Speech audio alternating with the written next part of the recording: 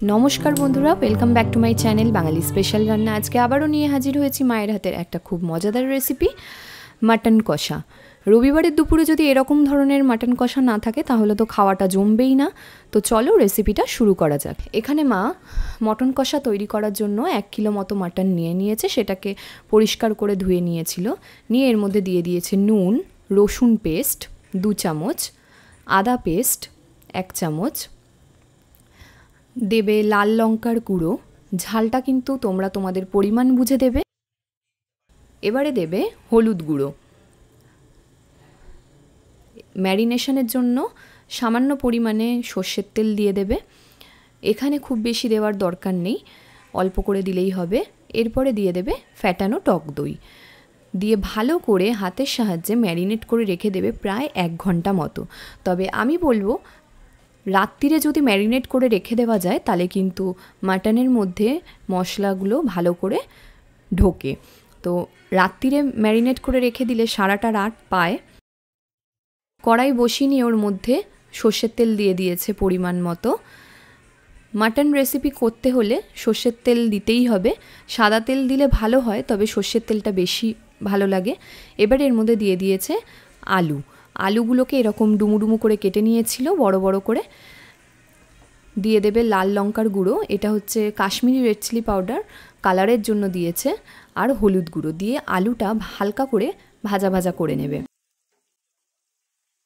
যে কোনো মাংসের আলু খুব বেশি লাল লাল করে ভাজলে কিন্তু ভালো লাগে না, সেই জন্য হালকা হালকা একটু লালচে ভাব আসবে তারপরেই কিন্তু প্লেটে তুলে নিতে হবে। তো দেখো এখানে কাশ্মীরি রেড চিলি পাউডারটা দেওয়ার পরে আলুগুলো কি সুন্দর কালার একটা এসছে। তো দেখো আলুগুলো কিন্তু ভাজা হয়ে গেছে, এবারে প্লেটের মধ্যে মা তুলে নিচ্ছে।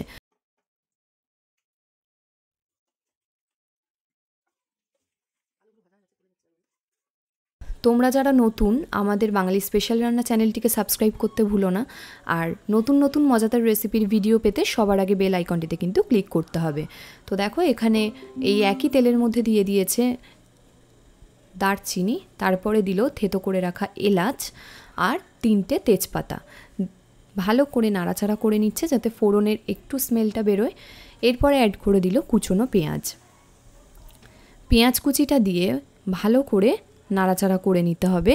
পেঁয়াজটা কিন্তু হালকা ব্রাউন কালার আসবে, তারপরে কিন্তু অ্যাড করতে হবে রসুন পেস্ট এখানে 1 চামচ দিয়ে দিয়েছে, আর দিয়ে দেবে আদার বাটা, জিরে গুঁড়ো। এই জিরে গুঁড়োটা কিন্তু মা ঘরেই বানিয়েছে, জিরেটাকে শুকিয়ে তারপরে মিক্সিংয়ে গুঁড়ো করে রেখে দিয়েছিল। এরপরে এর মধ্যে অ্যাড করে দিল ধনে গুঁড়ো, তার সাথে কাঁচা লঙ্কা পেস্ট এখানে দিয়েছে। মশলাটা একটু কষানো হয়ে গেছে, আবার এর মধ্যে দিয়েছে লঙ্কার গুঁড়ো, হলুদ গুঁড়ো দিয়ে ভালো করে আবার মশলাটাকে মিক্সড করছে। আমি কিন্তু এখানে বারবার বলছি ঝালটা কিন্তু তোমরা তোমাদের পরিমাণ বুঝে দেবে। এবার এর মধ্যে অ্যাড করে দিয়েছে আগে থেকে যে মাংসটা ম্যারিনেট করে রেখেছিল সেই মাংসটা দিয়ে দেওয়ার পরে মশলার বাটি ধোয়া জলটাও কিন্তু এর মধ্যে অ্যাড করে দিয়েছে। এবারে যতক্ষণ না মাংসের গা থেকে তেলটা ছাড়ছে ততক্ষণ কিন্তু মশলাটাকে কষিয়ে যেতে হবে। মাটন খেতে আমরা অনেকেই ভালোবাসি, তবে মাটনের আমরা অনেক ধরনের রেসিপি দেখেছি। মা যেভাবে বাড়িতে বানায় আমরা চেষ্টা করেছি সেই রেসিপিটা তোমাদের সঙ্গে শেয়ার করার। তো দেখে অবশ্যই জানিও কেমন হয়েছে। 5 মিনিট চাপা দেওয়ার পরে 5 মিনিট পর দেখলে মাংসের তেলটা কিন্তু ছাড়তে শুরু করে দিয়েছিল। এরপরে অ্যাড করে দিল টমেটো পেস্টটা কিন্তু একটা মিডিয়াম সাইজের টমেটো নিয়েছে। মাটন কিন্তু খুব টক হলে খেতে ভালো হবে না, যেহেতু টক দই অ্যাড করা আছে সেই জন্য টমেটোটা কিন্তু একটা মিডিয়াম সাইজের নিতে হবে। তো দেখো ভালো করে কষিয়ে নেবে। তো দেখো নুনটা একটু কম থাকার কারণে আরেকটুখানি নুন অ্যাড করে দিয়েছিল। খাসির মাংস যেহেতু সেদ্ধ হতে সময় লাগে সেই জন্য মা এটা কিন্তু প্রেশারের মধ্যে দেবে। এত সুন্দর খেতে হয়েছিল রেসিপিটা। আর এই সব রেসিপি না রবিবার দিনকেই ভালো লাগে, দুপুরবেলায় গরম গরম ভাতের সঙ্গে। তো দেখো এবারে মশলাটা কষানোর জন্য 5 মিনিট চাপা দিয়ে রেখে দিয়েছিল। সাইড থেকে তেলটা ছেড়ে গেছে, কত সুন্দরভাবে কষাটা হয়েছে, মনে হচ্ছে এখনই যেন ভাত নিয়ে বসে যাই। কিন্তু যেহেতু মাংস রান্নাটা আরেকটু বাকি, সেদ্ধটা হয়নি, সেই জন্য খিদেটা চেপে যেতে হবে। তো তো দেখো এবারে প্রেশার কুকারের মধ্যে মাংসটা ঢেলে নিচ্ছে। প্রেশার কুকারে মাটনটা দিয়ে দেওয়ার পরে যে কড়াইয়ের মধ্যে মশলাগুলো লেগেছিল সেইটার মধ্যেই জলটা দিয়ে একবারে প্রেশারের মধ্যে দিয়ে দিয়েছে। এবারে প্রায় মাঝে কিন্তু এখানে আলুটাও অ্যাড করে দিয়েছিল।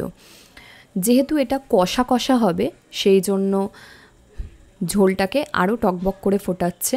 এবারে এর মধ্যে দিয়ে দেবে গরম মশলার গুঁড়ো,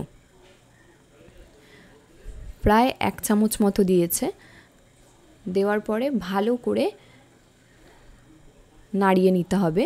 কিন্তু প্রেশার কুকারটা একটু ছোট থাকার কারণে মাংসটা নাড়াতে একটু প্রবলেম হচ্ছিল, তাই জন্য মা একটা কড়াইয়ের মধ্যে মাংসটাকে ঢেলে নিল।